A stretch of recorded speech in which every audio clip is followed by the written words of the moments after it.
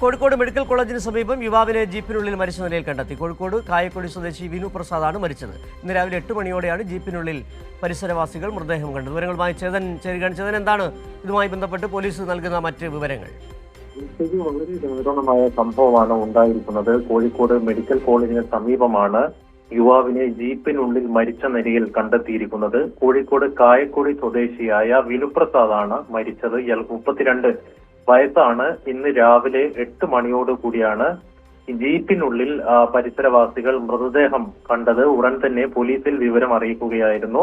Kozhikode medical college police station പരിധിയിലാണ് ഈ സംഭവം നടക്കുന്നത്. പോലീസ് സ്ഥലത്തെത്തി മറ്റു നടപടികളൊക്കെ പുരോഗമിച്ചുകൊണ്ടിരിക്കുകയാണ്. ഇയാളുടെ കൂടെ ആരുമില്ലായിരുന്നു. ഇയാളുടെ വിനുവിന്റെ ഭാര്യ പ്രസവത്തിനായി മെഡിക്കൽ കോളേജ് മാതൃശിശു സംരക്ഷണ കേന്ദ്രത്തിൽ അഡ്മിറ്റ് ചെയ്തിരിക്കുകയായിരുന്നു.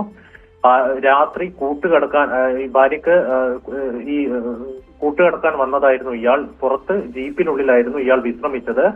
രാവിലെയാണ് ഇയാൾക്ക് ജീവനില്ലാത്ത നിലയിൽ കണ്ടെത്തിയത്. ഏതായാലും പോലീസ് നടപടിക്രമങ്ങളൊക്കെ ആരംഭിച്ചിട്ടുണ്ട്. ഇയാളുടെ മൃതദേഹം മോർച്ചറിയിലേക്ക് മാറ്റിയിട്ടുണ്ട്. നിലവിൽ മരണകാരണം വ്യക്തമല്ല. വളരെ ദാരുണമായ സംഭവമാണ് ഉണ്ടായിരിക്കുന്നത്. വിനുവിന്റെ ഭാര്യ വിനുവിന്റെ കുഞ്ഞിന് ജീവൻ നൽകാൻ തയ്യാറായിരിക്കുമ്പോൾ പുറത്ത് വിനു ചേതനറ്റ നിലയിൽ കണ്ടെത്തിയിരിക്കുകയാണ്. വളരെ ദാരുണമായ സംഭവമാണ് നടന്നിരിക്കുന്നത്. ശരി, ചേതൻ സാജനാണ് കോഴിക്കോട് നിന്നുള്ള വിവരങ്ങൾ നൽകിയത്.